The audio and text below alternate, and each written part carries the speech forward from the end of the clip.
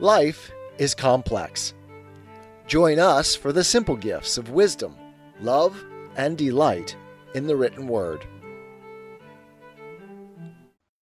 Plato's Dialogue, Gorgias, Part 8. Callicles having offered an extended diatribe against philosophy and Socrates, Socrates now responds.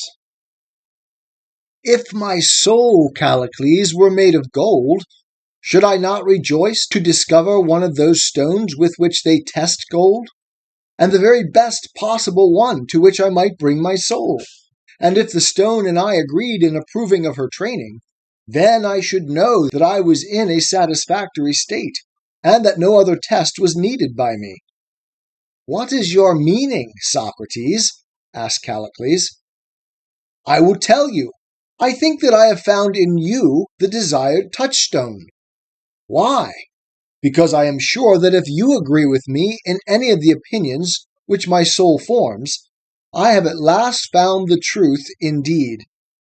For I consider that if a man is to make a complete trial of the good or evil of the soul, he ought to have three qualities: knowledge, goodwill, outspokenness, which are all possessed by you. Many whom I meet are unable to make trial of me, because they are not as wise as you are. Others are wise, but they will not tell me the truth, because they have not the same interest in me which you have. And these two strangers, Gorgias and Polus, are undoubtedly wise men, and my very good friends. But they are not outspoken enough, and they are too modest. Why, their modesty is so great that they are driven to contradict themselves, first one and then the other of them, in the face of a large company, on matters of the highest moment. But you have all the qualities in which these others are deficient, having received an excellent education. To this many Athenians can testify. And you are my friend. Shall I tell you why I think so? I know that you, Callicles, and Tysander of Aphidne, and Andron the son of Androtion, and Narcissides of the deme of Colarges, studied together. There were 4 of you, and I once heard you advising with one another as to the extent to which the pursuit of philosophy should be carried. And as I know, you came to the conclusion that the study should not be pushed too much into detail. You were cautioning one another not to be overwise. You were afraid that too much wisdom might unconsciously, to yourselves, be the ruin of you. And now, when I hear you giving the same advice to me, which you then gave to your most intimate friends, I have a sufficient evidence of your real goodwill to me. And of the frankness of your nature and freedom from modesty I am assured by yourself, and the assurance is confirmed by your last speech. Well then, the inference in the present case clearly is that if you agree with me in an argument about any point, that point will have been sufficiently tested by us, and will not require to be submitted to any further test. For you could not have agreed with me, either from lack of knowledge, or from superfluity of modesty, nor yet from a desire to deceive me, for you are my friend, as you tell me yourself. And therefore, when you and I are agreed, the result will be the attainment of perfect truth. Now there is no nobler enquiry, Callicles, than that which you censure me for making. What ought the character of a man to be, and what his pursuits?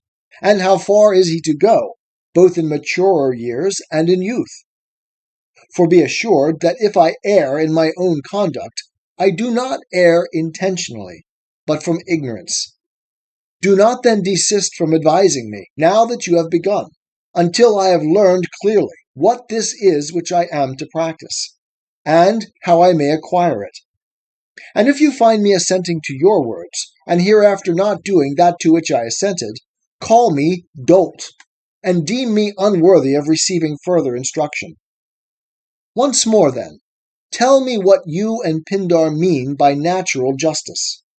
Do you not mean that the superior should take the property of the inferior by force? That the better should rule the worse? The noble have more than the mean? Am I not right in my recollection? Yes, Socrates, that is what I was saying. And so I still aver. And do you mean by the better the same as the superior? For I could not make out what you were saying at the time. Whether you meant by the superior the stronger, and that the weaker must obey the stronger, as you seemed to imply when you said that great cities attack small ones in accordance with natural right, because they are superior and stronger, as though the superior and stronger and better were the same, or whether the better may be also the inferior and weaker, and the superior the worse, or whether better is to be defined in the same way as superior. This is the point which I want to have cleared up. Are the superior and better and stronger the same or different? I say unequivocally that they are the same. Then the many are by nature superior to the one, against whom, as you were saying, they make the laws? Certainly. Then the laws of the many are the laws of the superior? Very true. Then they are the laws of the better, for the superior class are far better, as you were saying. Yes. And since they are superior, the laws which are made by them are by nature good? Yes. And are not the many of opinion, as you were lately saying, that justice is equality, and that to do is more disgraceful than to suffer injustice? Is that so or not? Answer, Callicles, and let no modesty be found to come in the way. Do the many think, or do they not think thus? I must beg of you to answer, in order that if you agree with me, I may fortify myself by the assent of so competent an authority. Yes, the opinion of the many is what you say. Then not only custom, but nature also affirms that to do is more disgraceful than to suffer injustice, and that justice is equality. So that you seem to have been wrong in your former assertion. When accusing me, you said that nature and custom are opposed, and that I, knowing this, was dishonestly playing between them, appealing to custom when the argument is about nature, and to nature when the argument is about custom? This man will never cease talking nonsense. At your age, Socrates, are you not ashamed to be catching at words and chuckling over some verbal slip? Do you not see? Have I not told you already that by superior I mean better?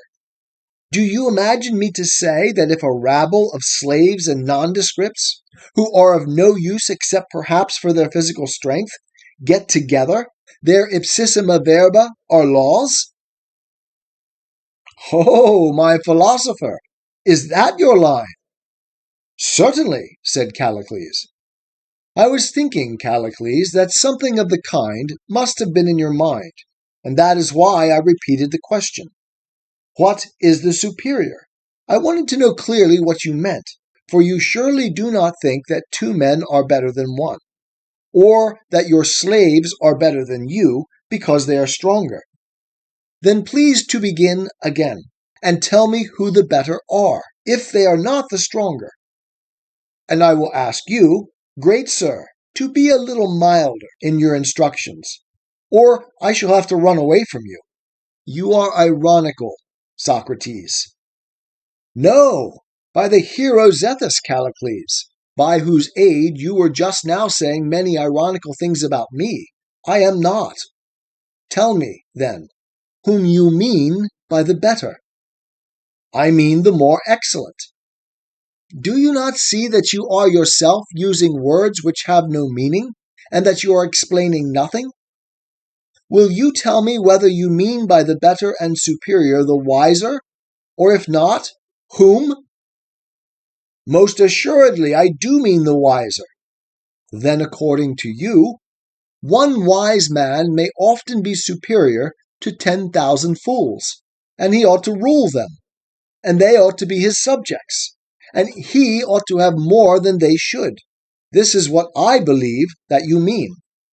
And you must not suppose that I am word-catching, if you allow that the one is superior to the 10,000?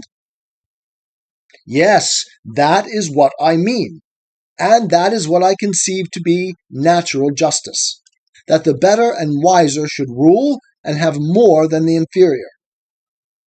Stop there, and let me ask you what you would say in this case. Let us suppose that we are all together as we are now. There are several of us, and we have a large common store of meats and drinks, and there are all sorts of persons in our company having various degrees of strength and weakness. And one of us, being a physician, is wiser in the matter of food than all the rest. And he is probably stronger than some, and not so strong as others of us. Will he not, being wiser, be also better than we are, and our superior in this matter of food? Certainly. Either, then, he will have a larger share of the meats and drinks because he is better, or he will have the distribution of all of them by reason of his authority. But he will not expend or make use of a larger share of them on his own person, or if he does, he will be punished. His share will exceed that of some, and be less than that of others. And if he be the weakest of all, he being the best of all, will have the smallest share of all, Callicles. Am I not right, my friend? You talk about meats and drinks and physicians and other nonsense. I'm not speaking of them. Well, but do you admit that the wiser is the better? Answer yes or no. Yes. And ought not the better to have a larger share? Not of meats and drinks. I understand then. Perhaps of coats? The skillfulest weaver ought to have the largest coat, and the greatest number of them, and go about clothed in the best and finest of them. Fudge about coats! Then the skillfulest and best in making shoes ought to have the advantage in shoes. The shoemaker, clearly, should walk about in the largest shoes, and have the greatest number of them. Fudge about shoes! What nonsense are you talking? Or, if this is not your meaning, perhaps you would say that the wise and good and true husbandman should actually have a larger share of seeds, and have as much seed as possible for his own land. How you go on! Always talking in the same way, Socrates. Yes, Callicles, and also about the same things. Yes, by the gods! You are literally always talking of cobblers and fullers and cooks and doctors, as if this had to do with our argument. But why will you not tell me in what a man must be superior and wiser in order to claim a larger share? Will you neither accept a suggestion nor offer one? I have already told you, in the first place. I mean by superiors not cobblers or cooks, but wise politicians who understand the administration of a state, and who are not only wise, but also valiant, and able to carry out their designs, and not the men to faint from want of soul. See now, most excellent Callicles, how different my charge against you is from that which you bring against me. For you reproach me with always saying the same, but I reproach you with never saying the same about the same things. For at one time you were defining the better and the superior to be the stronger, then again as the wiser, and now you bring forward a new notion. The superior and the better are now declared by you to be the more courageous. I wish, my good friend, that you would tell me once for all whom you affirm to be the better and superior, and in what way they are better. I have already told you that I mean those who are wise and courageous in the administration of a state. They ought to be the rulers of their states, and justice consists in their having more than their subjects. But whether rulers or subjects, will they or will they not have more than themselves, my friend? What do you mean? I mean that every man is his own ruler. But perhaps you think that there is no necessity for him to rule himself. He is only required to rule others? What do you mean by his ruling over himself? A simple thing enough. Just what is commonly said, that a man should be temperate and master of himself, and ruler of his own pleasures and passions. What innocence! You mean those fools, the temperate? Certainly. Anyone may know that to be my meaning. Quite so, Socrates, and they are really fools. For how can a man be happy who is the servant of anything?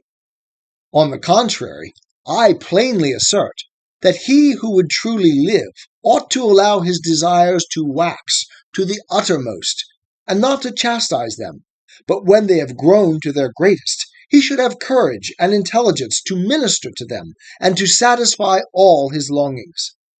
And this I affirm to be natural justice and nobility. To this, however, the many cannot attain, and they blame the strong man because they are ashamed of their own weakness, which they desire to conceal, and hence they say that intemperance is base. As I have remarked already, they enslave the nobler natures, and being unable to satisfy their pleasures, they praise temperance and justice out of their own cowardice. For if a man had been originally the son of a king, or had a nature capable of acquiring an empire, or a tyranny, or sovereignty, what could be more truly base or evil than temperance? To a man like him, I say, who might freely be enjoying every good, and has no one to stand in his way, and yet has admitted custom and reason and the opinion of other men to be lords over him, must not he be in a miserable plight, whom the reputation of justice and temperance hinders from giving more to his friends than to his enemies, even though he be a ruler in his city? Nay, Socrates, for you to profess to be a votary of the truth, and the truth is this, that luxury and intemperance and license, if they be provided with means, are virtue and happiness. All the rest is a mere bauble, agreements contrary to nature, foolish talk of men, nothing worth. There is a noble freedom, Callicles, in your way of approaching the argument. For what you say is what the rest of the world think, but do not like to say. And I must beg of you to persevere, that the true rule of human life may become manifest. Tell me then, you say, do you not, that in the rightly developed man the passions ought not to be controlled, but that we should let them grow to the utmost, and somehow or other satisfy them, and that this is virtue? Yes, I do. Then those who want nothing are not truly said to be happy? No, indeed, for then stones and dead men would be the happiest of all. But surely life, according to your view, is an awful thing. And indeed I think that Euripides may have been right in saying, quote, "Who knows if life be not death, and death life," end quote, and that we are very likely dead. I have heard a philosopher say that at this moment we are actually dead, and that the body is our tomb, and that the part of the soul, which is the seat of the desires, is liable to be tossed about by words and blown up and down. And some ingenious person, probably a Sicilian or an Italian, playing with the word, invented a tale in which he called the soul, because of its believing and make-believe nature, a vessel, and the ignorant he called the uninitiated or leaky, and the place in the souls of the uninitiated in which the desires are seated, being the intemperate and incontinent part, he compared to a vessel full of holes, because it can never be satisfied. He is not of your way of thinking, Callicles, for he declares that of all the souls in Hades, meaning the invisible world, these uninitiated or leaky persons are the most miserable, and that they pour water into a vessel which is full of holes out of a colander which is similarly perforated. The colander, as my informer assures me, is the soul, and the soul which he compares to a colander is the soul of the ignorant, which is likewise full of holes, and therefore incontinent, owing to a bad memory and want of faith.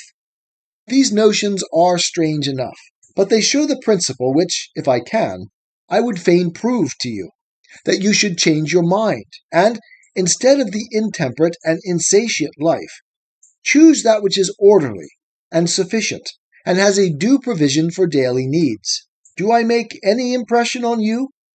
And are you coming over to the opinion that the orderly are happier than the intemperate, or do I fail to persuade you? And, however many tales I rehearse to you, Do you continue of the same opinion still?